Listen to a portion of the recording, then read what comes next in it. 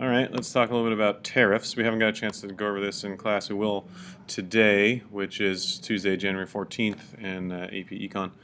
A tariff is very similar to a tax, or it's a different kind of tax. That's not an excise tax like we talked about before, but it's a tax that's imposed on imported goods. The purpose of a tariff is generally to protect domestic producers from cheaper world price. So tariffs, if you studied any tariffs in your U.S. history class last year, you would have studied a lot of them if you were in APUSH. There was a lot of tariffing that was done early on to kind of protect American industries when they were just growing, when they were infant industries, protect them from British competition, so to speak. Tariffs are a little bit less favored now with the kind of World Trade Organization and the free trade movement. And the reason why is we'll show you here how tariffs can create some inefficiency. Tariffs also prevent domestic unemployment, as it says here. So what you see here on this graph is a domestic supply and demand curve. So here's domestic supply, and here's domestic demand, just as demand, but this is domestic demand. And suppose this is the market for grain, right? So when you see P1 and Q3, that is the original equilibrium. So the domestic equilibrium with no world trade. So let's say if the government said, oh, no grain can be brought into the United States from outside, right? We would get a quantity grain traded of Q3 and an equilibrium price of P1 with producer surplus area H and producer surplus area I, L, and T, and consumer surplus area of H. P sub T is the price after the tariff, and P sub W is the world price. So if, so P sub W world price, P sub T world price, all of those represent areas, right? So if we put up these questions, I'll go through these with you. I already talked about the surplus areas. I'll give you a moment to, if you would like to pause the video to try to answer these questions, and I'll go through it. All right, so P sub W is the world price. So if the government all of a sudden opened up the grain market, said, well, foreign producers of grain can now import grain to the United States, then our assumption here is that unlimited amount of grain is available at the world price.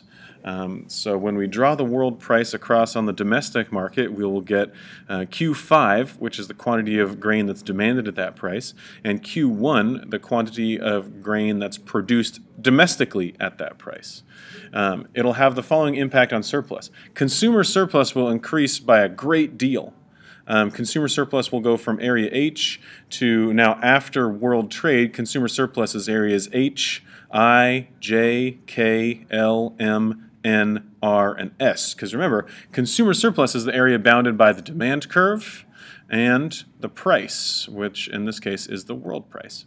Producer surplus, on the other hand, is just this little area of T, the area bounded by the domestic supply curve and the price they can get. So as we can see here, very few domestic producers can compete on the world market. Many domestic producers of grain will drop out of the grain market if they have to compete with all of the other countries around the world, which can offer grain at a lower price. So the loss in domestic production is the difference between Q3 and Q1. So prior to world trade, domestic producers were producing and selling Q3 at a price of P1. Now they are producing Q1 and selling at a price of PW, the world price. Overall, opening up to world trade, you can see how opening up to world trade is more efficient. Before world trade, the total area of surplus, producer and consumer surplus, was H, I, L, and T. Now, the total area of surplus, producer and consumer surplus, is greater. It's greater by the areas J, K, M, N, R, and S. Now, all of those gains went to the consumers. In this case, and the producers, the domestic producers of grain, the domestic grain growers, they lost quite a bit. They lost area I and L so that the domestic consumers could gain those areas, and also J, K, M, N, R, and S, as we just discussed. So the government says, the domestic producers are losing way too much. They're going to go out of business. We're going to have domestic unemployment. People are going to lose their jobs, and then the economy will have some kind of downward spiral. So the government steps in and says, we need to protect jobs in the grain industry. So we're going to place a tariff on all grain being imported. So the price is not actually PW, it's P sub T, which is the world price plus some kind of tariff. So operating at P sub T, the tariff price, you can see that the total area of surplus is increased. Now the consumer surplus is areas H, I, J, and K, the area bounded by the tariff price and the demand curve, and the producer surplus is areas L and T, the area bounded by the tariff price and the domestic supply curve. So the producers are still taking a hit, and the society, domestic society, and say if this is the United States, American producers and consumers are still better off by the areas of J and K, but American producers of grain are not as harmed. So in this case, if you want to look at how much is imported, the last piece of the question, how much is imported? So at the world price, Q1 is produced domestically, Q5 is demanded domestically. So the difference between Q1 and Q5 is what gets imported. So you would write that as Q5 minus Q1. After the tariff, the amount that gets imported, right? So at the tariff price, the domestic demand is Q4 and the domestic supply is Q2. So Q4 minus Q2 is the amount that is imported after the tariff. The inefficiency of the tariff can be measured by the deadweight loss, which is, in this case, it's in a funny place. The deadweight loss is areas M, N, R, and S. That is area that was consumer surplus before the tariff.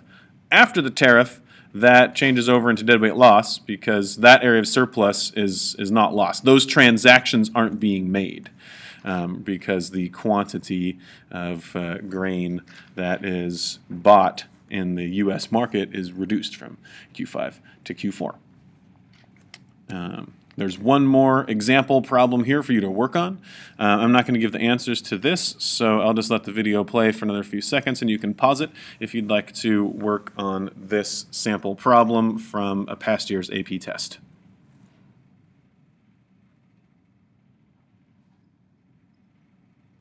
All right, and that's it.